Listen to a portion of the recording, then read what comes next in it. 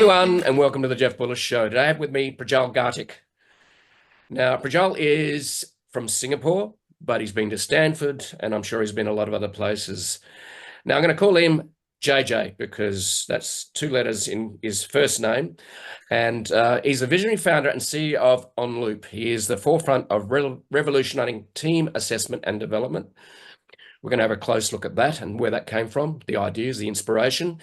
With an impressive background that includes leadership roles at Uber and Accenture, JJ has established himself as a seasoned executive in strategy and operations. Armed with an MBA from Stanford, he has chosen Singapore as the base for his entrepreneurial endeavors.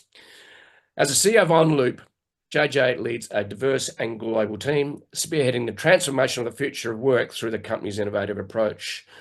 With his extensive experience and strategic vision, JJ is reshaping the industry by leveraging cutting-edge technologies and empowering teams to reach their fullest potential. And of course, AI has got something to do with this. Under his guidance, OnLoop continues to disrupt traditional paradigms and deliver game-changing solutions in team assessment and development. I'm intrigued. JJ, welcome to the show. It's a pleasure to have you here. Thank you, Jeff. Thank you for having me. So in our little prelude before we hit the record button here, we were talking about things that we sort of instantly went into the intersection of the machine and humans. And so what are you curious about AI, and in the second question, how did you start to get curious and intrigued and passionate about AI? Because obviously this is a big driver behind what you're doing to actually create an app that actually amplifies humanity using AI. So where did this all start, this AI curiosity? I'm intrigued. Yeah, so you can't really time when you start your company, but there are certain seismic shifts in technology that happen that propel you forward. And so for us, that first happened in August of 2020 when GPT-3 was released. And I had a few friends from Stanford who had got their hands on the tech and were completely blown away by it. And so we founded OnLoop at about the same time. And one of the core use cases that we started looking at was how feedback was done in organizations, and also how performance reviews were written, and how the performance review writing process was this incredibly hated, mundane activity that we went through. And so when we looked at the technology behind GPT-3, so the first sort of pipe dreams that we had was, hey, what if we could take people's feedback through the course of the year and sort of automate how performance reviews were written. And that's how it all started for us. I actually applied for the private beta of GPT-3 and got rejected in 2020 before we had raised any money. And then we raised some money, I applied again, and we got in. And in February of 2021, when we got into the private beta, I basically told the team, we're pausing everything else in our roadmap and focusing purely on this tech. Right. And the reason why the technology was so powerful, because it gave us a brand new way to solve age-old problems. I think one of the issues that companies have today is that they are nervous about this technology, and they keep looking for ways in which they can use the tech. But what I tell CEOs and leaders is that go look at your top 10 problems and see if there is a new way to solve them with generative AI. There's no point force fitting it where it doesn't need to fit. But if you look around and look at problems that you haven't been able to solve before, it is likely that this technology now gives you brand new ways to solve it. So I see it very much as a toolkit, and a toolkit to solve problems the way the internet has been, the PC has been, the mobile phone has been. Yes. I think the biggest difference is that to a lot of people, this feels like a very likely replacement for a lot of people's day jobs today. Versus sort of the internet and the mobile phone felt like more aids to do their day jobs today. And I think it sort of puts the very existence of the knowledge worker into question around, when a lot of your job is coordination and task management and project management, whether all of those things are now done better by agents at a pace that is more consistent and sort of faster than most of human knowledge workers. Yeah. Yeah, it's interesting that you mentioned that a lot of CEOs or senior managers go, they're afraid of it, and I think they're going, "Am I going to lose my job?" And I think the best quotes I've heard for a while is, "You won't lose your job to AI; you'll lose your job to a person who uses AI." Mm-hmm. And the reality is about this too is that humans aren't good at fast change. Mm-hmm. And what we've seen in the last, we still, like, it's even hard to imagine that ChatGPT was released to the general public at the end of 2022. Mm-hmm. We haven't reached the end of 2024 yet. Mm-hmm. And we are seeing like approaching $1 trillion going into data centers, training large language models and ChatGPT. So the pace of change is scary for many of us. Yeah. So what do you think about that in terms of how do you comfort managers with the pace of change? I'd be interested in how you approach that. Yeah, and actually, senior leaders in organizations are less worried about the tech. They're more worried about being left behind. Yes. And they're nervous around how do they take full advantage of this tech. I think there's a lot of sort of, let's call it rank and file workers who are somewhat worried, but I think that has dissipated to some extent because today 75% of all knowledge workers have used applied AI at work in some shape or form.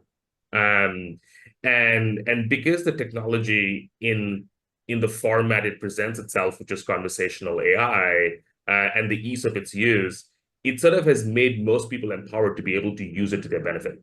Yeah. Because it doesn't feel sort of difficult to access. So the ease of access to the tech has made more people believe, oh, I can use this, and I can use this to get better. And I think companies around the world are scrambling to being like, oh my God, what are all the use cases so that I don't get left behind? Yeah. But the fear, I think, comes from, look, will these things get smarter than us humans? Will they invent their own language?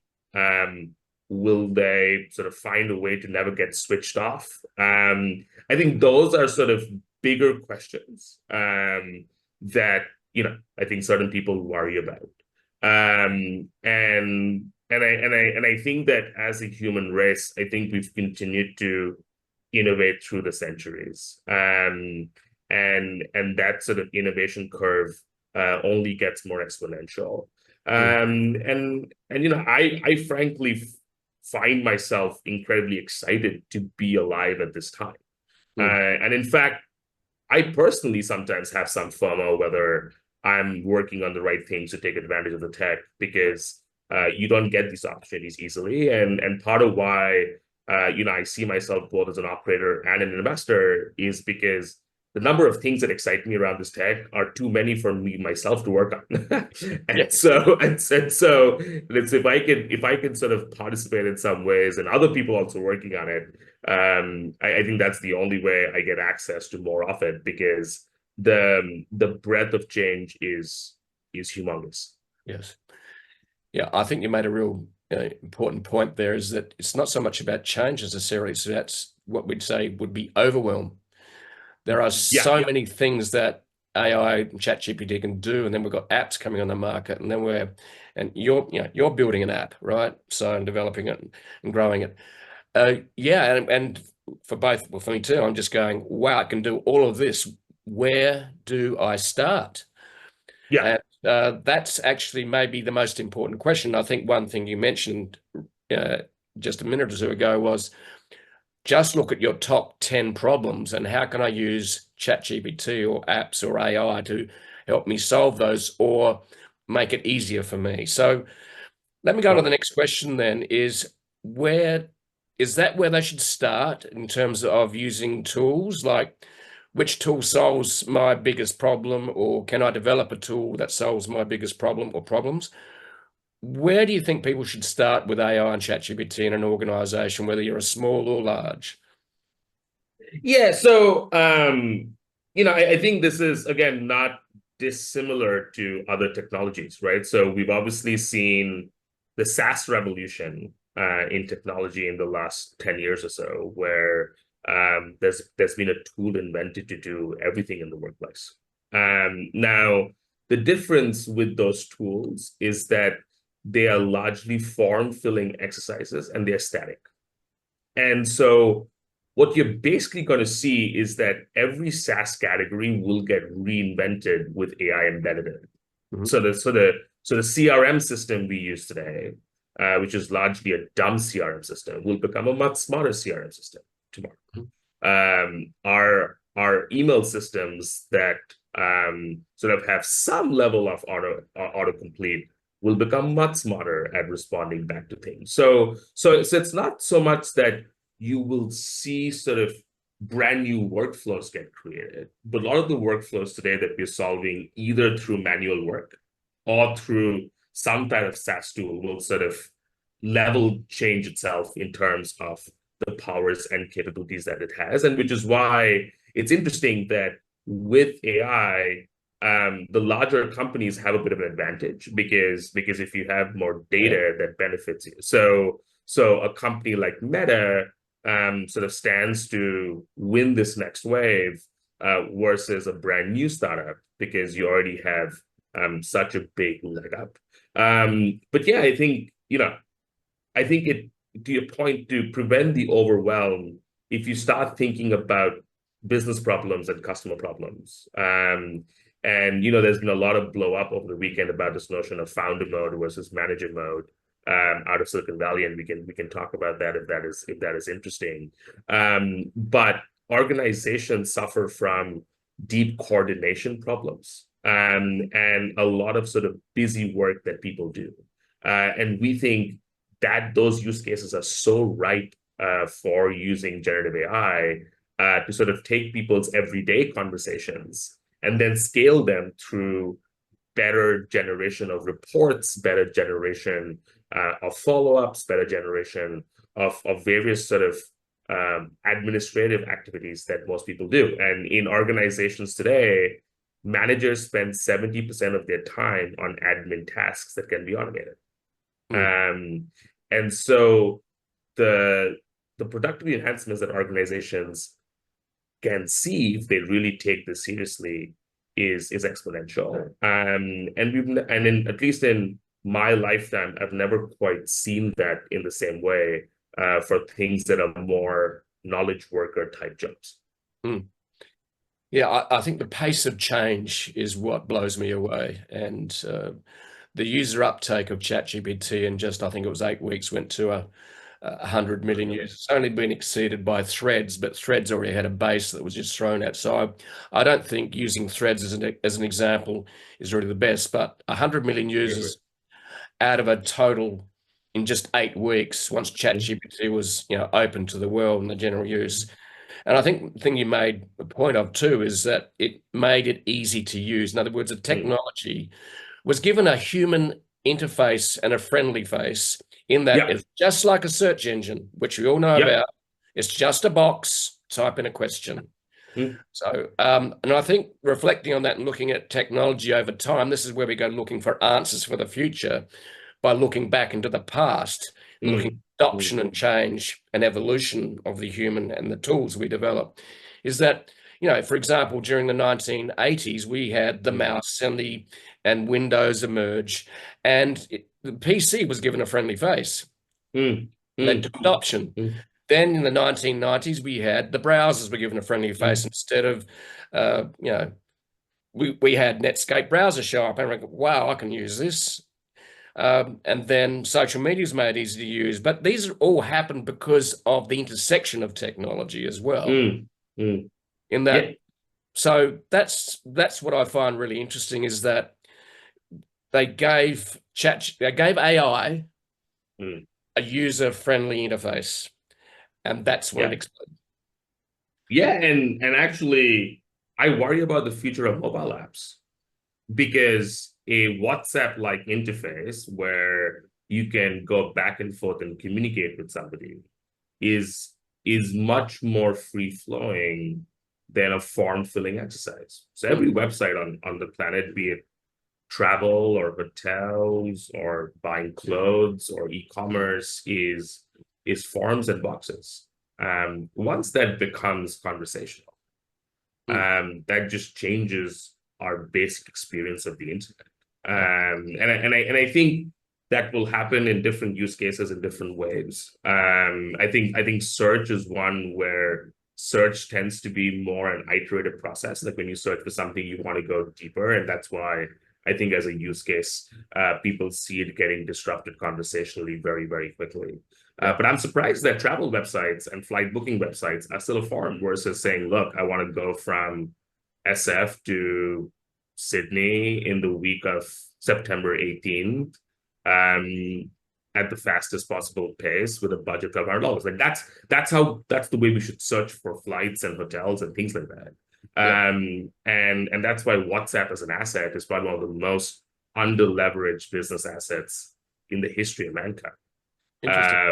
Where Meta has so much potential of what it can do with the fact that the whole world's on WhatsApp. And today WhatsApp's at its very infancy in its use in commerce and use in businesses. But even we have started looking at WhatsApp interfaces for our product because it's on everybody's phones. Everybody's checking it 15 times a day.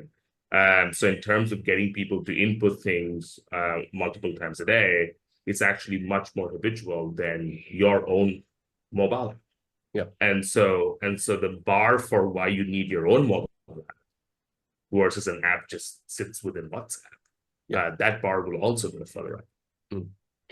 You raised many fascinating points there, and for me too, I think the challenge for all of us moving forward and evolving as humans is the thing that we have trouble with as humans is unlearning.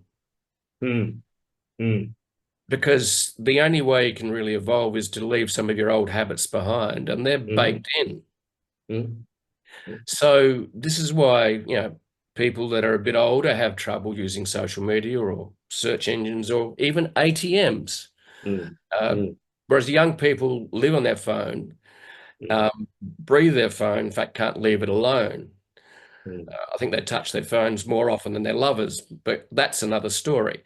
The reality is, for me, is that, and for learning and unlearning, I've been using search engines now since mid-1995 when the Netscape browser showed up, right? And then Google came on, and it was, I think, the fifth or sixth, search engine to show up. So the Netscape didn't win the race.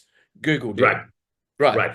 Yeah. Now and that's another topic. But what's interesting now, I do a lot of reading. So I sit down and I read and I take notes and I reflect, and then they're put under my phone, and then I can send it to myself, and then I journal, and then I turn into blog posts and media and ideas for the team, just trying to make sure I don't distract them from what they should be doing by giving them too many ideas.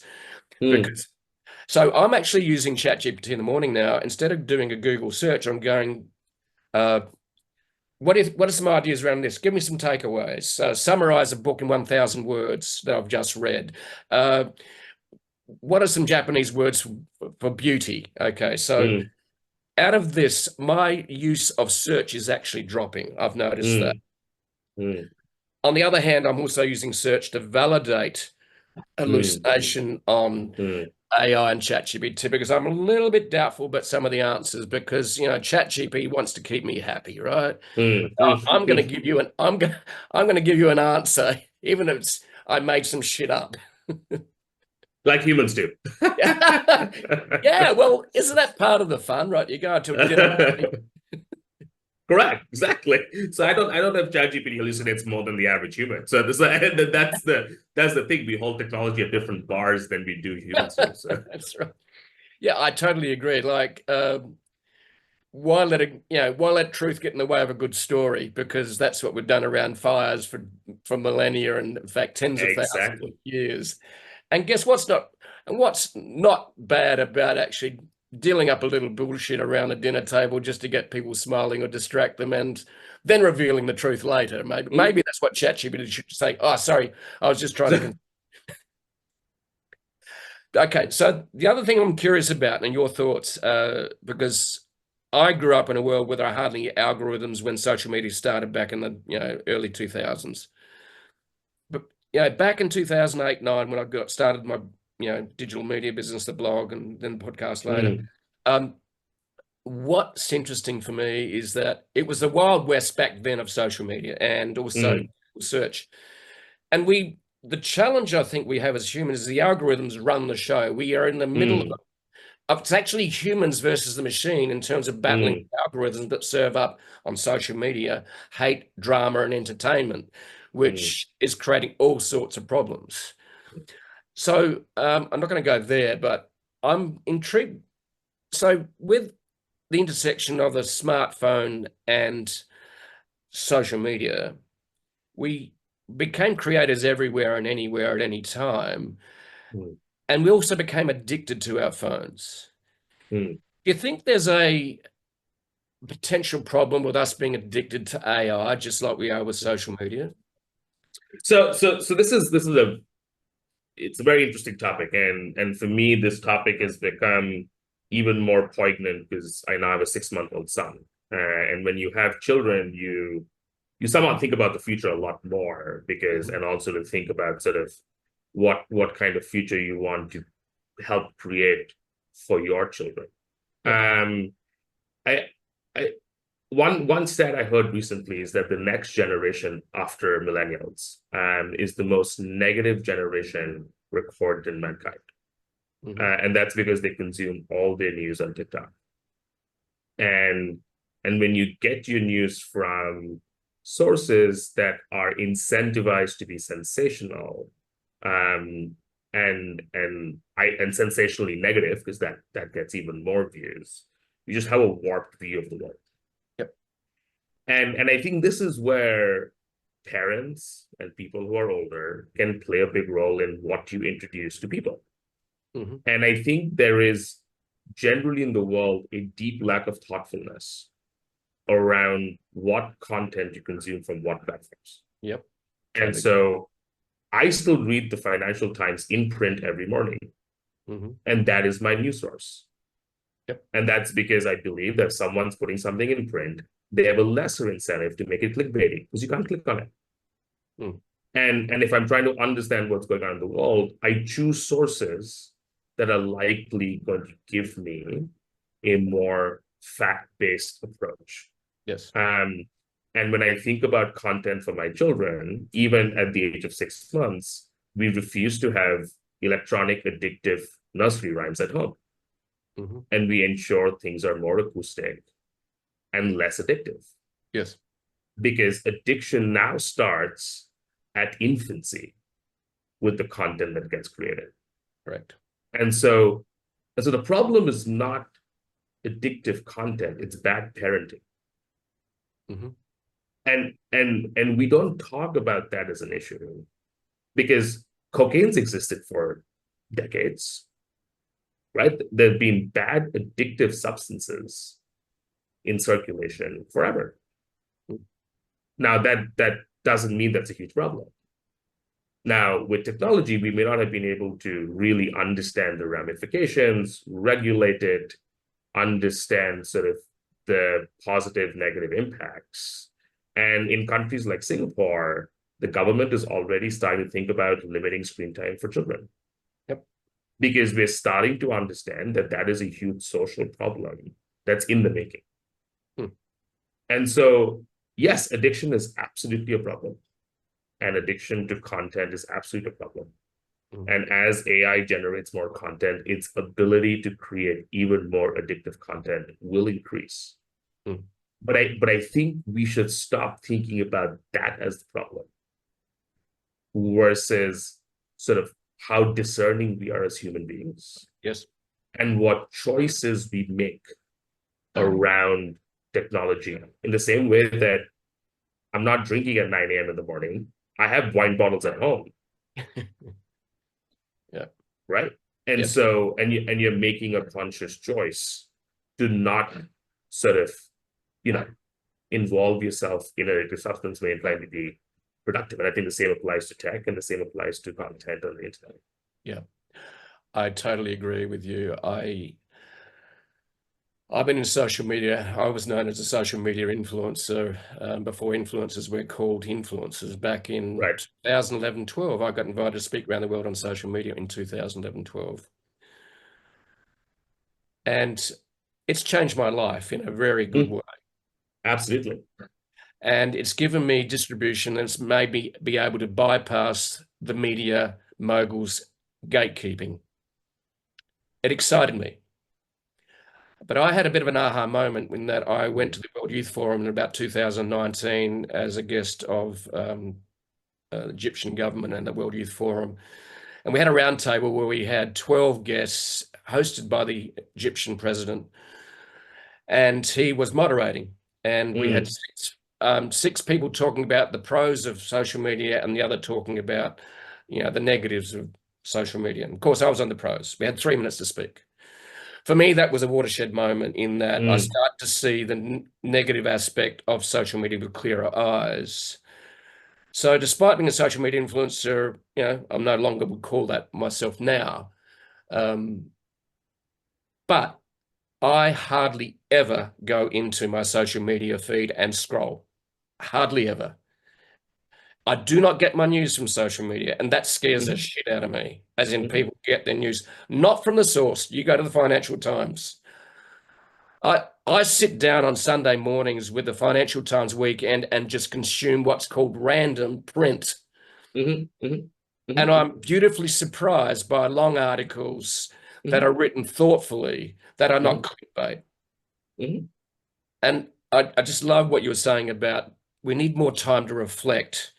Are you reading stuff that matters, or are you being dragged into the machine and held captive by the machine? And it for me, it's something that's a big deal for me because I'm just reading a really interesting book at the moment called The Chaos Machine. And that book is about the algorithms designed to create hate, division. And what was really interesting, just one little thing before it's not about me, it's about you, but I'll get back to you in a minute. But the reality for me was Facebook back in 2015 tried to crack the Dunbar number, which is where we have a tribe. Humans can only have meaningful relationships with about 150 people. It's about the size of a tribe. It's wired into us. Facebook back in 2015 went to crack the Dunbar number. And they sort of have. Yeah, it's true.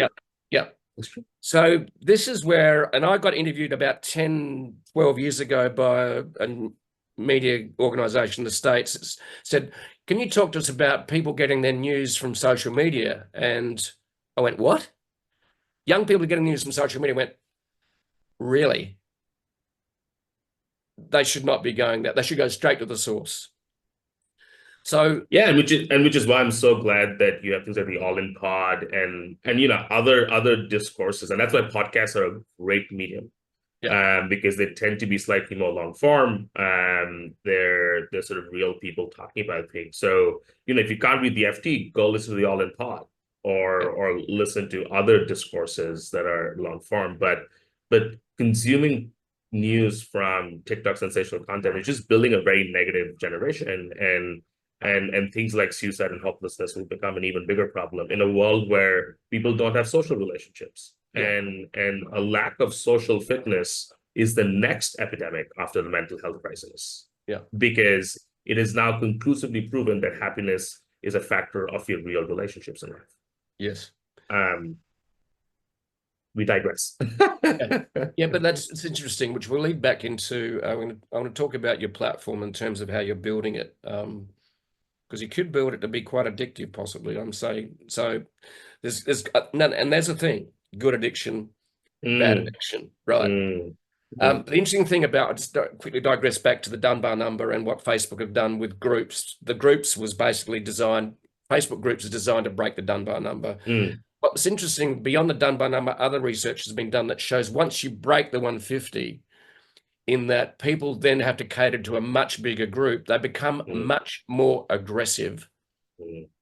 Research, scientific, shown that once you break the Dunbar number and go beyond, and we're seeing aggression and hate and fear across social media at scale.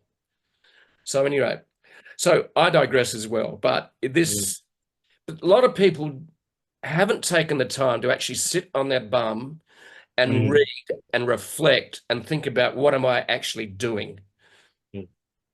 And I think there's not enough deep reflection. There's also not enough great conversation where we actually have proper conversations, not talking about, you know, things that don't matter. Let's talk about things that do matter.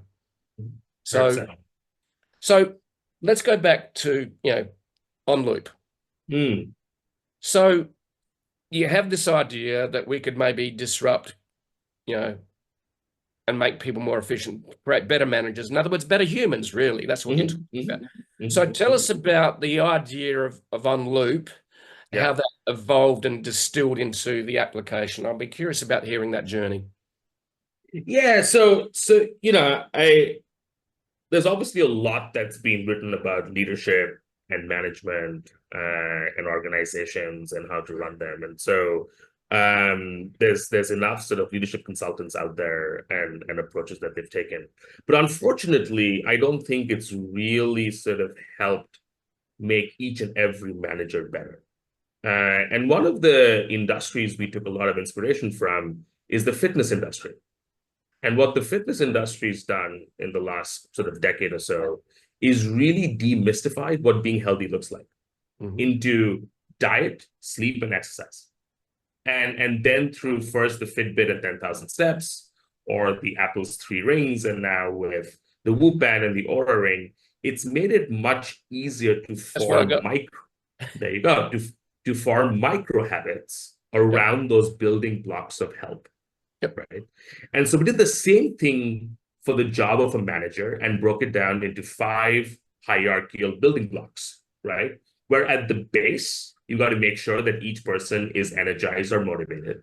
And you give this a name called collaborative team development. Correct. Which is a lovely acronym, which I normally hate. I hate acronyms, by the way, but that's okay. Yes. So, in other words, if you're going to use an acronym, you've got to explain it. So that's in the story. But CTD is the acronym. So sorry, I interrupt, but that structure. Yeah. And so that first building block is whether someone's energized or motivated. If someone's not motivated, nothing above that matters. The second level is, are you clear on your goals? And goals not defined as OKRs, because OKRs are very good for businesses to clarify objectives. They're terrible at distilling down for an individual what they should do. And so we define goals as targets, projects, or skills, because those are the 3 building blocks of what each person is doing. Only once that is clear, and we call that the 2 base performance layers, does feedback come into play. And feedback defined as celebrate feedback to help people understand their superpowers. And then on top of that, improve feedback to help understand blind spots. And then finally at the top, ongoing learning and development. And essentially, it's every manager's job to manage those 5 building blocks on a hierarchical basis. And do that through weekly one-on-ones, do that through sort of an understanding of what's going on, do that with the random check-in, do that when you're having career conversations. And so those 5 building blocks show up everywhere. And we've now been able to sort of work with, 50 plus companies where we've taught managers the framework. And we've implemented a product that makes it easy to build the right micro habits around those 5 layers. And because we're a product company first, I'm trying to make things as simple as possible. And unfortunately, often when people take a consulting approach, they tend to complexify the situation. And actually, it's not that complex. And what is beautiful is that AI can likely take over the job of a first-time manager. And so many companies struggle with having first-time managers, especially in technical jobs where they don't have people to manage people. And actually, a couple of weeks ago, I got introduced to this technology by a company called Bland.ai. They just raised their Series A. I have nothing to do with them except that it blew my mind. And they've built sort of very human-like AI agents to do voice calls, where they will call you and just run a conversation through voice. And then all of that conversation can then be tracked, parsed, categorized, etc. So now when you talk about people who've been uncomfortable with new technology, if that new technology shows up in the form of a voice call, which everybody knows how to do, the ability to then bring that tech to every person's life is just mind-blowing. Yes. And I think that's where I think applied AI is next level, is because you don't have to learn how to use the tech. Mm-hmm. The way to use the tech is normal human conversation. Right. And then its ability to fully embed in people's lives is just absolutely mind-blowing. And so at work today, all the productive things that people do are have conversations. And then they spend so much time having to transcribe those conversations, write documents, write reports, make presentations, run project management meetings. What if we could just have the conversation and the rest of the work just magically happened? Mm. And that's the world we should live in. Mm. So that humans can go back and having meaningful conversations. Yes. And all of the paperwork is just automated. Mm. Yeah. And that is the future we want to create for managers. I love that. A thing you brought up quite a lot there was the power of communication, good communication. And it's one of the many things I'm interested in, but it's also maybe one of the top things I'm interested in, is that I was brought up in a really great family. My dad, safe, looked after, encouraged us. But Dad was a big talker, but he was a shit listener. And for me, the reality for me was I really want to not be like Dad in that particular way. Because I had a perfect example of what bad communication looked like. So for me, the power to listen and communicate properly and distill someone's feelings that you maybe observe out of their eyes or their body language, the ability to actually listen and know a person deeply. And there's a great book called How to Know a Person, which is fantastic, by the way. So what I'm curious about with what you're doing with OnLoop, how do you help with the communication in a meaningful way? How's your communication developed within the app? I'd be curious about that, because obviously it sounds like this is a big part of what you're trying to facilitate. So it's a great question. And actually, the biggest thing that comes in the way of people listening is their own emotions. It's not that they don't want to listen. It's just that they're more consumed by what's going on for them. And what's going on in here. Correct. And what they're going to say next. Yes. And so the biggest issue with feedback in organizations is that when people deliver feedback, that feedback is laden by your own emotion, which actually has no value to the other person. And all good feedback is direct and kind. And so one of the things we do in the app is that people can just record their unstructured, unfiltered observations. And we will break that down into specific pieces of celebrate or improve feedback. Okay. We will rewrite it following the situation, behavior, impact model of how to write good feedback.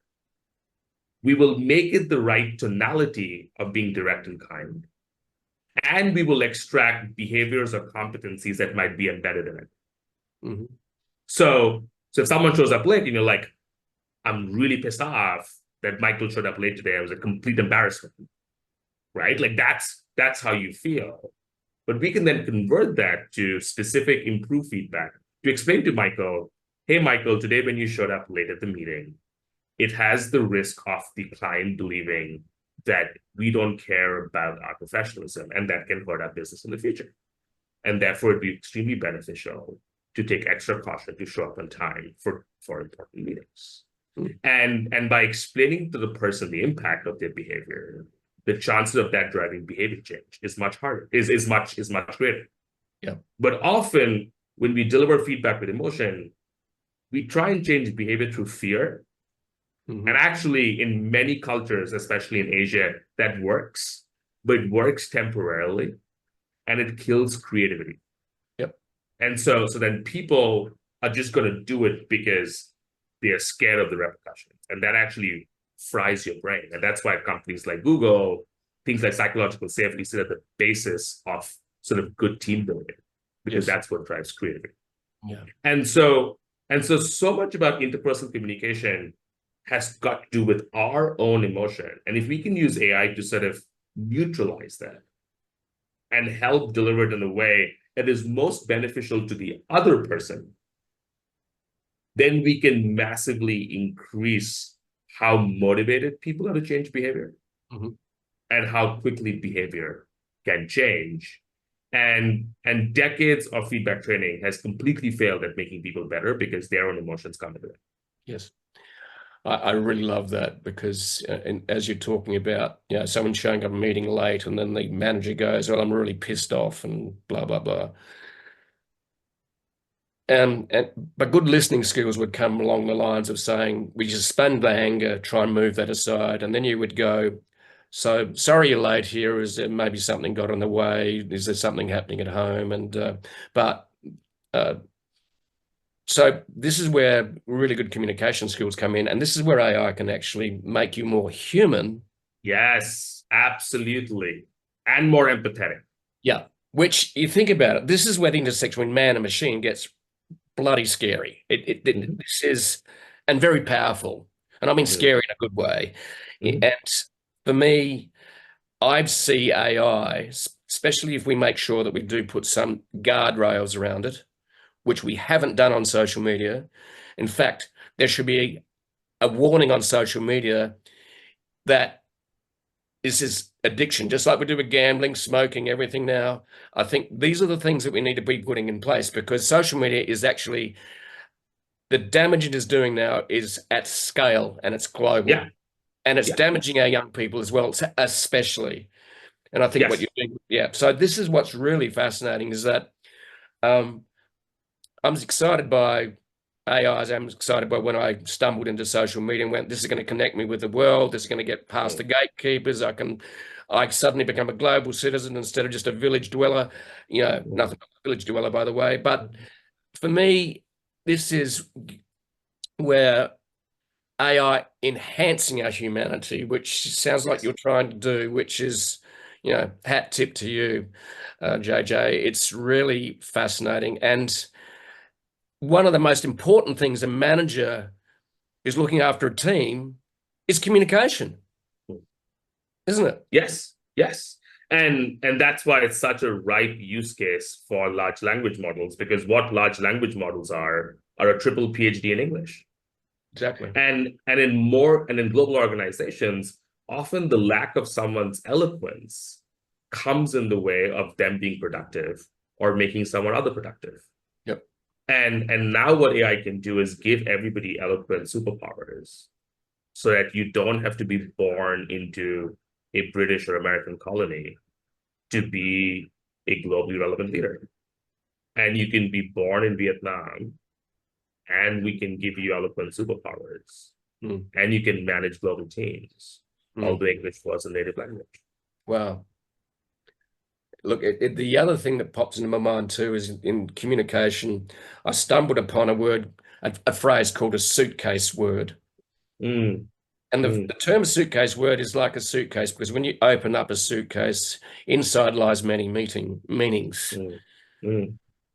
So this is the other thing about communication I've been dwelling on and reflecting on quite a lot recently, is that if someone says I'm happy, inside that sits about 10 to 12 different meanings.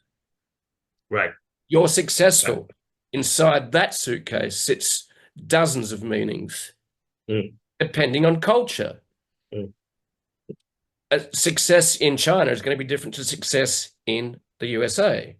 Because of cultural differences. USA is driven by independence, the individual, whereas in China it's driven by the collective. So for me, the discovery, I thought there was just a few suitcase words. I almost think that every word is a suitcase word now.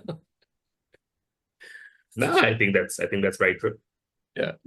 So in terms of now, I'm intrigued a bit more the business side of what you're doing. So how did you create a minimum viable product, which is tossed around like confetti today in terms of startups? Did you create a minimal viable product, MVP, the acronym, and then how did you take it to market? So I'd like to hear about both of those.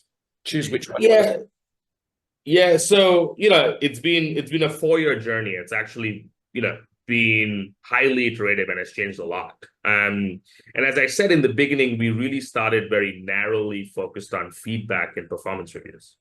Okay. But we actually realized that when the pandemic hit and we all got thrown into remote and hybrid work, that day-to-day visibility for managers across productivity of their teams became a much more everyday problem. Yes. And therefore, sort of, within a week of us building the app, we had users on the app, right? So and so we always gave what we built into the hands of users right away. But it's only earlier this year that we started seeing usage of the product really sort of go exponentially up, because we were able to crack the code on holistically looking at the job of a manager. Right. And sort of thinking about that as all the parts of doing a job. And what we realize is that the lack of goal clarity in organizations is actually really hurting businesses everywhere, especially in an environment where people are being forced to do more with less. We don't live in a 0% interest rate environment, and you can't double your team size every year. And so the focus on how do we make sure we get ROI from each person on the team has become a much bigger focus for our businesses. And our ability to sort of combine goals and feedback to really understand what's going on and give visibility is something that's really resonating with CEOs and COOs we work with. Okay. So in other words, you did create a very minimal product to start with. Yes. And then discovered from feedback that you needed to expand it. Yes. And that then turned into a more fully functioning, which then was holistic rather than just really niche. Correct. Yeah. The other thing we realized is that when you're driving culture change, you can't just give someone a tool. You have to implement a program. And customers just want an outcome, right? And so in the beginning, we were very much focused on building just a tool, but over time, we've also leaned into sort of training managers and doing the leadership development work to make sure that the concepts of the tool really sort of implement the right way. And I find many software companies sort of shy away from doing the human work. But going back to the topic of today's conversation, it's really about how do you combine the human and machine to make the maximum impact. And therefore, we do the in-person work as well to get organizations excited about a new way of driving productivity. Okay, so that was going to be one of my questions, was that how's the business model work in terms of you're not just selling an app and then set and forget, buy and forget. So how does the business model work in terms of engagement? In other words, from acceptance to start the journey with you and your app. How does that look? What does that look like with companies? And is there a typical profile company size niche in the marketplace? Yes. So we work incredibly well with organizations that are between 100 and 500 people. And that could be a 100 to 500 person company, or it can be a 100 to 500 person division within a larger company. Where we sort of sell the product directly to the owner of the P&L to sort of usher in a new way to manage their organization and to drive day-to-day productivity. And we price the product on an annual subscription. And that is priced based on a combination of how many people are in the organization and what is the average compensation per employee in the organization. Because that way the product travels better across borders and across different industries, because ultimately the value we provide is making each knowledge worker more productive. And that's a factor of how much you pay your people. Yeah. And then we priced it as an annual subscription, based on number of people and sort of the average salary. So for an organization, that's about sort of 150 people, it could be in the tune of $20,000 a year. Right. And we sort of start at about $6,000 a year, So is that paid monthly or is that paid a one-off fee? paid monthly. Paid monthly, okay. So because I could imagine that your application would be quite sticky. Once it gets within an organization, it's hard to actually leave it behind.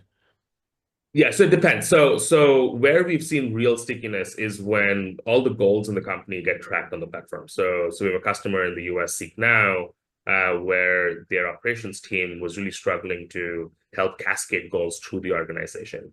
And now we've been able to help them sort of drive clarity through the org, and the product gets used in their monthly leadership team meetings. It also gets used in board meetings. And so once it becomes part of the operating system of the business, it becomes quite critical. And frankly, I think every company today needs to make themselves mission critical to running a business, or else you don't have a business, because the level of discretionary spend that people have is lower in today's economic environment. And so your product sort of needs to be mission critical for you to have a growing healthy business. Right. So you're working in basically management, amplification and efficiency and productivity and producing a better bottom line for the company. Do you see yourself, for me, as I'm thinking while you're talking, which I shouldn't be, I should just be listening. Are there any applications or other places where your sort of approach could be used?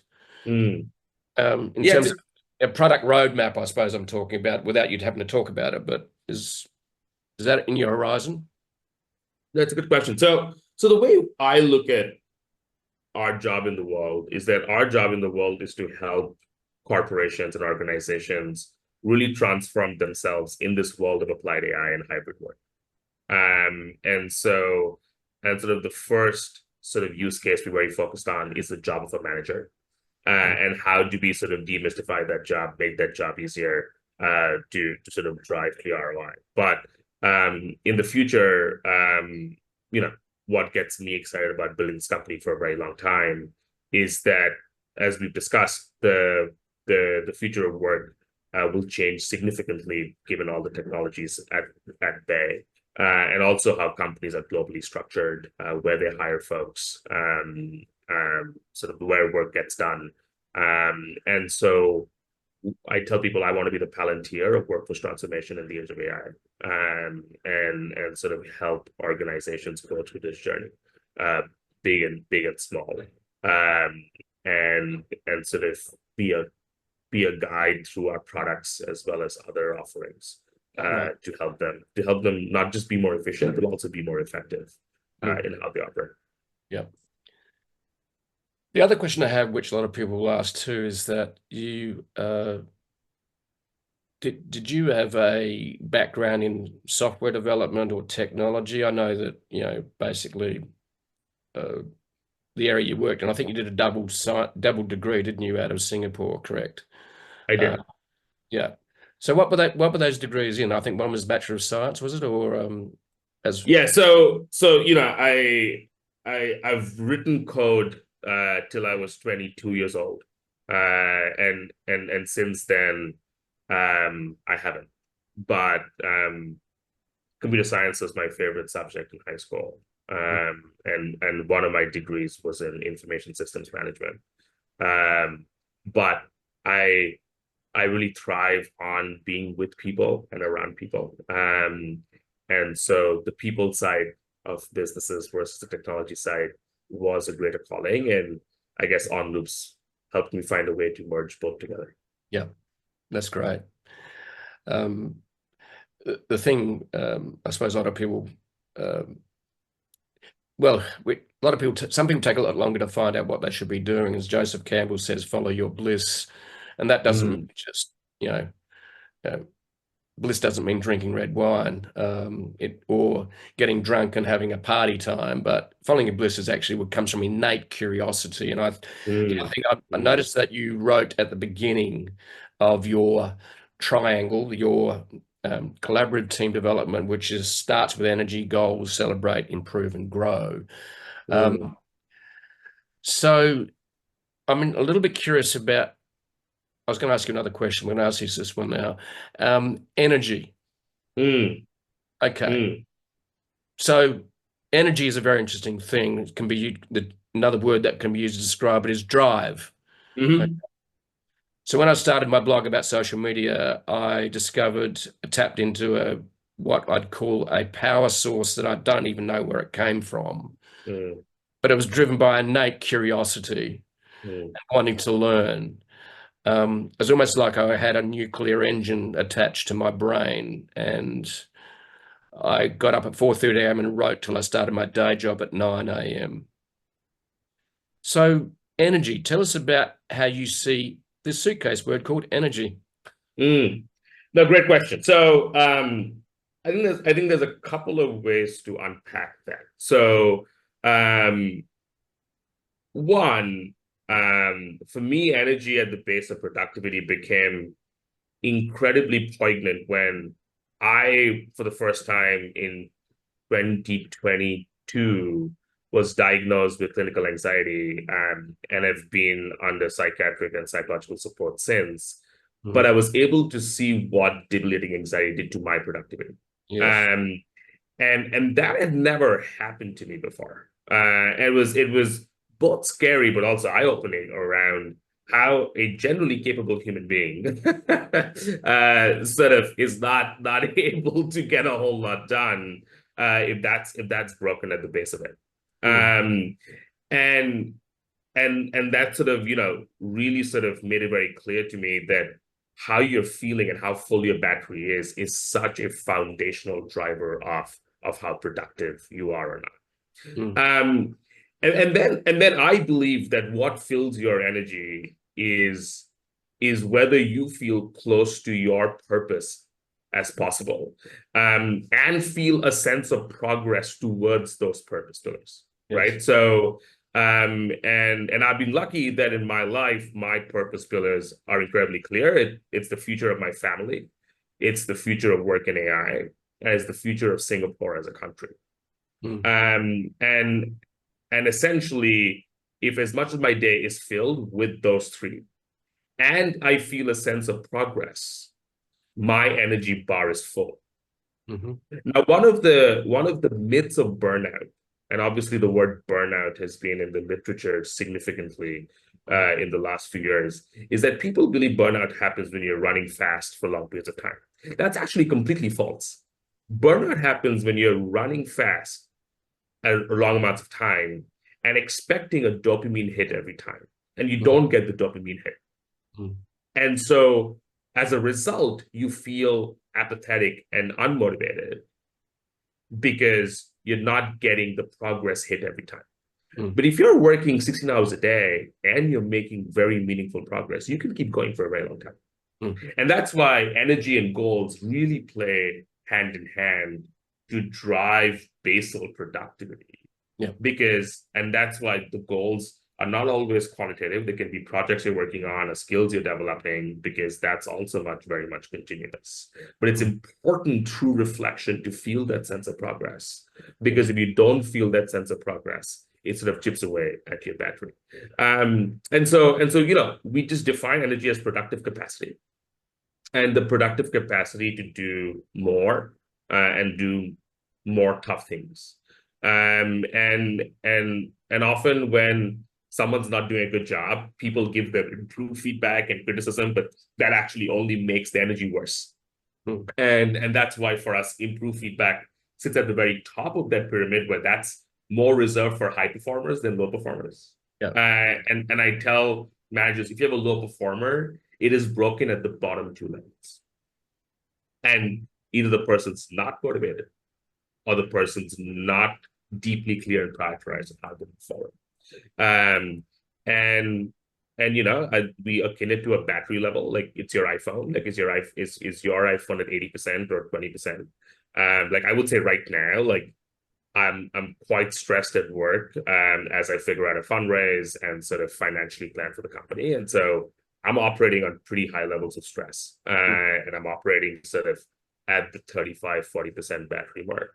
That means I can still be productive, but I know that it's significantly diminished versus what I can be at 80 to 100. And it's important for me to keep doing things every day that keep recharging the battery bit by bit. When you're running a company, you can't just go and say, I'm going to take 3 weeks off in crucial times. You've got to do it on an ongoing basis. But I think awareness of it is super, super important because then you can do something about it and your manager can do something about it. Yeah. Thank you very much for sharing your story with anxiety, deep, clinical anxiety. Look, I've suffered from it over the years as well, on and off, but maybe not clinical, but I've suffered from it. My partner committed suicide 6 years ago, and I didn't have anxiety before that, but 2 or 3 months later, it showed up. Yeah, so different things trigger it. Can you reveal maybe, is there anything that triggered your anxiety that you can reveal? Thank you for sharing that. I'm sorry to hear. I mean, I think for me it was the stress of being an entrepreneur, and going through significant challenges, be it with the team or with the product or other pieces, and sort of having an existential dread around, oh, people were right, you won't make it, and fear of the future. Yeah, fear of the future. Right. Correct.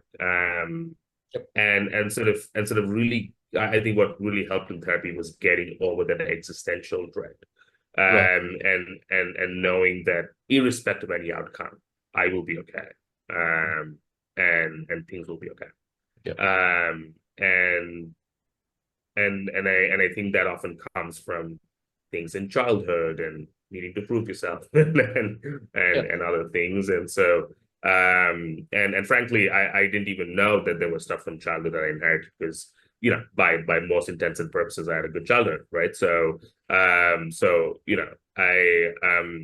been very fortunate that I've had access to very good psychological and psychiatric support, and a lot of people don't even get access to it.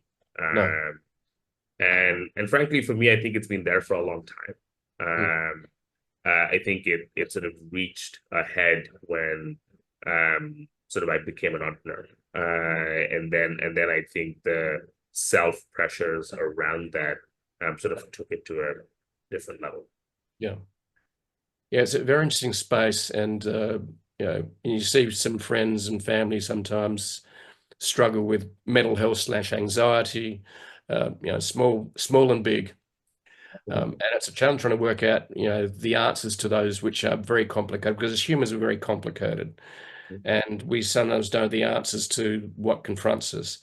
But just going to go back to basically energy and reflection about that, because I'm intrigued by where does it rise from, whereas in terms of an entrepreneur and like being a creator, because you're a creator. In other words, you've come up with an idea and you produce something, you're sharing it with the world. I think in reflection, as you talked, and it's something I've looked at myself, is that I think energy rises in a variety of ways, but I think one of those ways is where you create something. And then you get affirmation, because as humans, we are actually affirmation machines as well. We need to be told that you're doing well. And growing up in a family where you're told you're never good enough can be really debilitating. But I think for me, in reflecting on what you're saying, in that you need to get results and so on, well, on a corporate business layer, that's sales, revenue, profitability. Okay, that's affirmation. Whereas a creator, you create something, you share it on social media, and then you get that affirmed, and then it's like that is almost a dopamine hit on its own right. But I think that loop, and that's not a vicious loop, that is actually a positive, power loop. It's that creating an affirmation. Then you go, oh, that worked. So, but this is where I think we get into the realms of where we're using the machine, whether it's the machine to spread your information or it's the machine to make you more productive, becomes into its own. And yeah, I just love what you're doing in terms of enhancing humanity through the machine, to make us even more human and better humans. I think is just fantastic. Um, so just to wrap it up, and then I'm going to ask you one question about what brings you deep joy or happiness. And I mean by that deep satisfaction, not from having a good party at night, which having a dinner table conversation brings me deep joy. And it's not necessarily about having a glass or two of wine. It's more about the fun conversation, being Yep. part of a community and group. Um, but so in terms of your business, in terms of going forward, you've talked about the price points. You've talked about, the factors that it started with a very, very focused result. So how many in your team now, and how much have you raised, just for interest's sake? Yeah, we're about 13 people Right. in our org, and we do under $1 million, so hundreds of thousands of dollars in revenue per year. And we raised a couple of different rounds of financing, and we've also sort of restructured the company a little bit to sort of set up for the next phase. But I am raising about $1 million right now to sort of get us to what is typically known as a Series A in tech parlance. And frankly, one of the things that has really changed for me in the last year or so is this focus on profitable growth, and getting the business to break even as quickly as possible. When I first started the company in 2020, when sort of venture capital was rampant, and people were like, well, you don't have to think about sort of profitability, just grow, and then money's always available. And obviously that rhetoric is very different nowadays, and that's not necessarily a bad thing. No. And I feel much more like a bootstrapped entrepreneur nowadays, where I have to worry about how much money's coming in every month, and and sort of whether we have enough cash flow. And what I tell people is, we're not building anything deep tech, right? It's not that we have to do years and years of R&D to sort of have a product that can offer value. And so for us, we will keep building the business commensurate with what capital we can attract, right? So there's a pathway to making the business profitable. In the next few months, there's a pathway of investing significantly into growth, and sort of trying to grow faster, and sort of spending more. And so you can sort of take different pathways based on sort of what makes the most sense for the business. But for me, because this is my life's work, and I'm very focused on the mission of the work that we do, making the business big is important, but making the business impactful is even more important.